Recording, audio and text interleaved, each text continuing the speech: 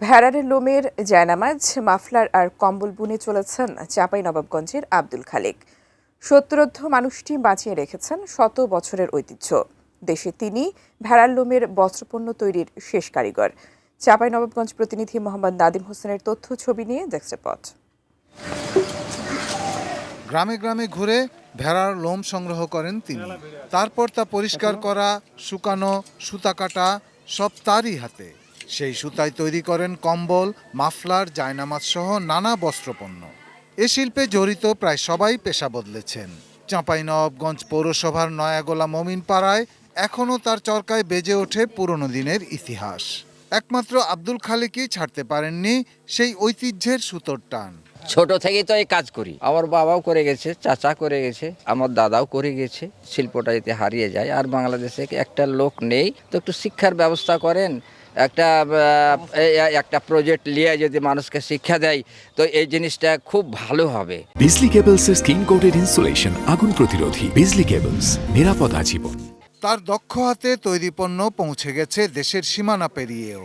তবে স্থানীয়দের আশঙ্কা, আব্দুল খালেকের মৃত্যুর পর হারিয়ে যাবে চাঁপাইনবাবগঞ্জের এই অমূল্য শিল্প।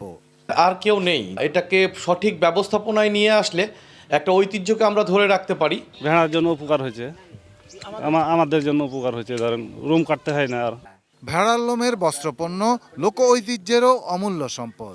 একে বাঁচিয়ে রাখতে সরকারি পৃষ্ঠপোষকতা জরুরি। তিনি তার কিছু শিষ্যকে এটার প্রশিক্ষণ দিতে চান।